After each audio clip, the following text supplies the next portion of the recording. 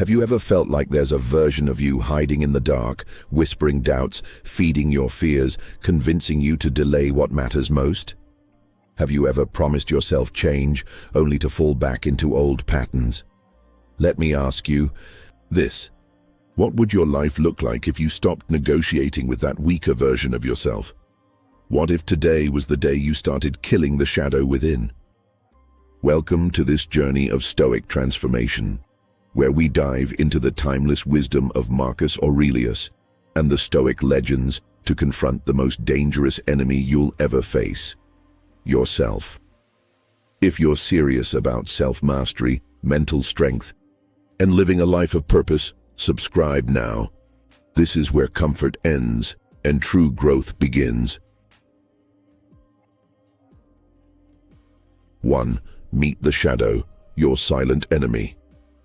We all carry a hidden passenger, a figure that walks beside us, rarely seen, but often felt.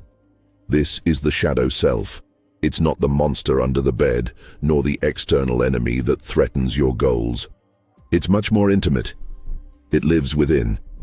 It whispers in your ear when the alarm rings before dawn, urging you to press snooze just one more time. It lures you to the couch when you've promised yourself a workout. It convinces you that your dreams can wait another day. The shadow self thrives in comfort, in hesitation, in avoidance. It's not evil in a cinematic sense. It's worse than that. It's subtle. It hides behind rationalizations and excuses. It tells you you're tired when you're simply unmotivated. It says you've earned a break when in truth, you haven't yet begun. And the more you listen, the more power it takes. This shadow was no stranger to the Stoics. Marcus Aurelius, one of the most powerful men of his time, faced this inner force daily.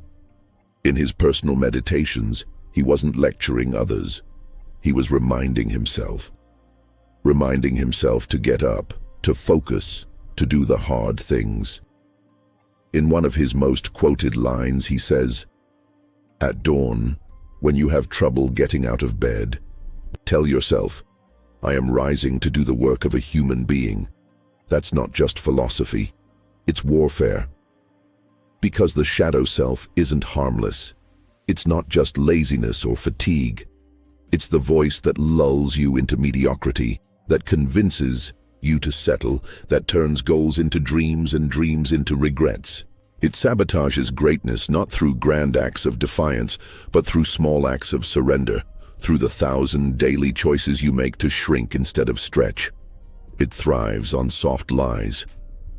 I'll do it tomorrow. It's not the right time. I'm not ready. It offers comforting half-truths that feel good in the moment, but compound into long-term loss. Every time you say yes to the shadow, you say no to your potential. But here's the truth. If you don't kill the shadow, it will kill your potential. It will bury your ambition beneath layers of comfort and fear. It will convince you that average is acceptable, and one day, you'll look back and realize the life you could have lived was stolen. Not by circumstance, not by others, but by the part of you that refused to fight. The first step is acknowledgement. You have to see the shadow to defeat it. You have to call it out. This is not fatigue, it's avoidance. This is not rest, it's resistance. Awareness brings choice, and with that choice comes power. The second step is resistance. Show up even when you don't feel like it. Get out of bed when your body says no, but your purpose says yes. Choose action over ease. Again and again, because every act of discipline weakens the shadow. Every moment of courage chips away at its power. And the third step is consistency. The shadow doesn't die in one battle, it dies over 1,000. It's a lifelong adversary. But that's not a curse, it's a gift. Because in that battle, you find who you really are. You become forged, sharpened, real. Don't hate your shadow. Study it. Learn from it. But never trust it. And never let it lead. Because while it walks beside you, it should never walk in front. You were born to lead your life, not follow the whisper of your doubts. 2. Comfort is the cage. Break it. Comfort. It feels warm. It feels safe. It feels deserved. But make no mistake, comfort is a cage. It disguises itself as peace, but it's really stagnation. It promises security, but it delivers mediocrity. And the longer you stay in it, the weaker you become. The Stoics understood this long before modern psychology caught up. To them, a good life wasn't a comfortable one, it was a disciplined one. Marcus Aurelius didn't seek ease, he sought excellence. And excellence only blooms in adversity. Just stay where it's safe, the shadow says. You've done enough today. But growth never comes from staying safe. Strength never comes from stillness. To evolve, you must step to the edge of your comfort zone and then take one more step beyond it. Take cold showers, not because they feel good, but because they teach you control. Wake up before sunrise, not because it's convenient, but because it builds resilience. Have the hard conversations, not because they're pleasant, but because they're necessary. These aren't punishments. These are your training grounds. This is how you practice being uncomfortable on purpose.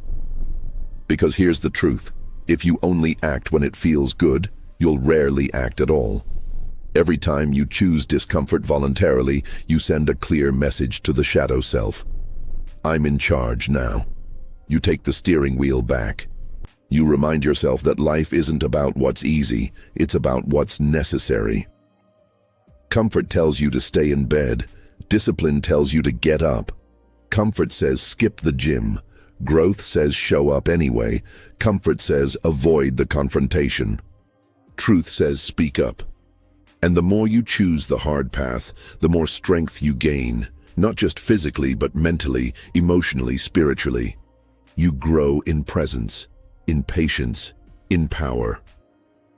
Marcus Aurelius wrote, "You were born to stand up, not to lie down with the beasts." What he meant was, you were built for more than pleasure. You were designed for greatness, and greatness is never born in ease. Break the cage, step into the storm, not because you enjoy the rain, but because you know who you'll become on the other side of it. 3. Discipline is your weapon. The shadow self is hungry. It feeds on your impulses, on every craving for distraction, every urge to delay, every desire that pulls you off course. Its power lies in moments. A few seconds of weakness here, a lazy choice there, and suddenly a day is gone, a week, a year.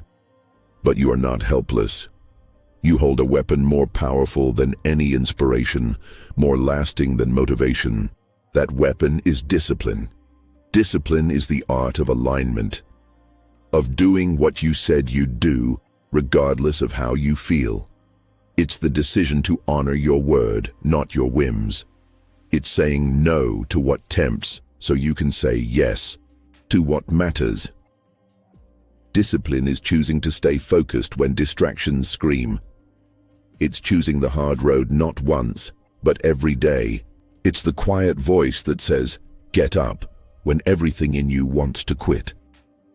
Marcus Aurelius understood this when he wrote, "Do not waste what remains of your life in speculating about others.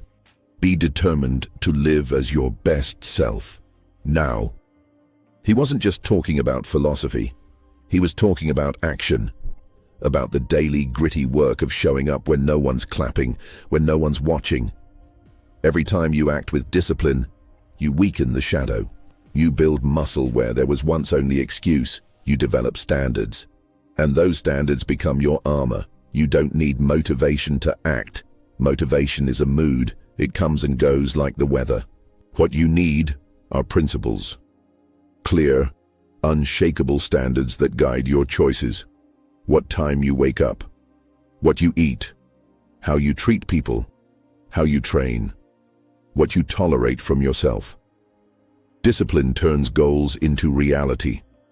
It bridges the gap between who you are and who you want to be. It is the sword that cuts through the fog of hesitation. And yes, it will be uncomfortable. You will resist. But resistance is proof that you're on the right path. The shadow never fights a man who sleeps in. It fights the one who rises. So rise. Wield discipline like a blade, not just once, but every time it matters. Not perfectly, but consistently, because in the end you don't conquer the shadow in a single moment. You conquer it in every decision. Every morning, every repetition. You don't need to be brilliant. You need to be committed, and if you are, then no shadow can stand in your way. 4. Take responsibility. Own every step. The shadow, as Carl Jung described, is the part of ourselves that hides in denial, projects onto others, and thrives in our refusal to take full ownership of our thoughts, choices, and behaviors. It festers in blame, in the victim mentality, and in the deeply ingrained belief that the world owes us something. It whispers seductive lies like, "It's not my fault, they just don't get it," or "Life is unfair." And while these thoughts might feel momentarily comforting, they are prisons disguised as protection. To the Stoics, this mode of thinking was the very thing that robbed a person of their strength. Marcus Aurelius, Epictetus, and Seneca all emphasized the power of inner control, the unshakable truth that while we cannot control what happens to us, we are always responsible for how we respond. This distinction is not just philosophical, it's liberating. Taking responsibility does not mean blaming yourself for every hardship. It does not mean taking on guilt for things outside your control. Rather, it's the courageous act of saying, "No matter what cards I've been dealt, I will choose how to play them." It is an act of reclaiming your agency. Every time you say, "They made me feel this way," you hand over your emotional freedom. Every time you say, "This is my life, and I choose how I move forward," you reclaim it. Imagine standing at the helm of a ship in a storm. The winds rage, the waves crash, and you have no control over the elements. But you do control the sail. You control the rudder. You decide whether to panic, freeze, or act. This is the Stoic way, calm in the chaos, not because the chaos isn't real, but because your center is stronger than the storm. The shadow thrives when we avoid this truth. When we point fingers and wallow in resentment, the shadow grows. It is fed by avoidance, nurtured by deflection, and empowered by our refusal to look in the mirror. Every time we choose to blame rather than own, we are feeding the very thing we claim to want freedom from. Taking responsibility is a form of radical honesty. It means asking hard questions. How did I contribute to this situation? What pattern am I repeating? What am I refusing to see? And more importantly, how can I grow from this? These questions can be uncomfortable. The answers might bruise the ego, but they are the path to true self-mastery. It's also essential to understand that responsibility is not a one-time decision. It's a daily practice. It's in the small moments. How you react to criticism, how you handle failure, how you navigate relationships. It's in the silent choices, like choosing to respond calmly instead of lashing out. Choosing to learn from a setback instead of spiraling into despair. Choosing to keep going when giving up seems easier. The Stoics believed that each moment is a test of your character. You don't rise to the occasion, you fall to the level of your training. And that training is the practice of responsibility. The more you take ownership, the more you strengthen your internal compass. Over time, you become immune to the chaos around you, not because life becomes easier, but because you become stronger. Here's the truth: no one is coming to save you. And that's a beautiful thing, because once you stop waiting for someone else to fix your life, you realize that you had the power all along. The world may never be fair. People may never fully understand you. Circumstances may never align perfectly. But your soul, your will, does not answer to them. The Stoic warrior does not need the world to be ideal. They only need to govern themselves with wisdom, discipline, and courage. Responsibility is not a burden. It is the path to freedom. It is the shadow's greatest enemy. When you say, "I own this," the shadow retreats. It has no ground to stand on when faced with unwavering ownership. If you want to kill the shadow, don't fight it with blame or denial.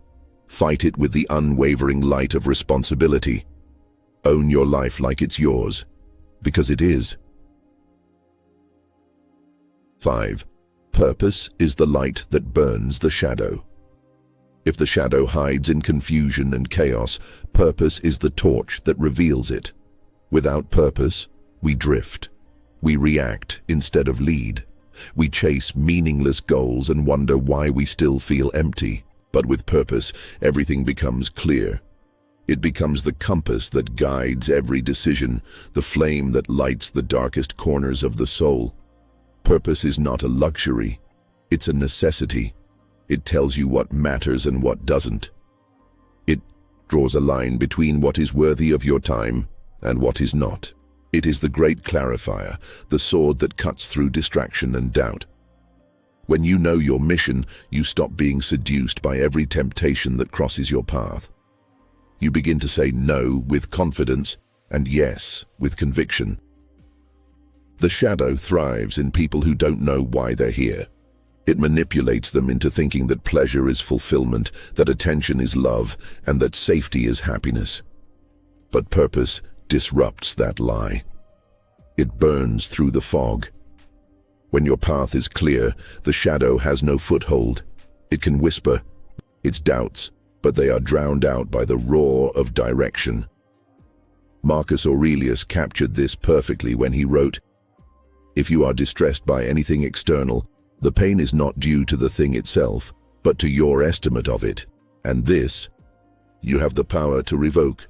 When you are on a purposeful path, your interpretation of events changes. Obstacles become teachers, pain becomes fuel, setbacks become sacred.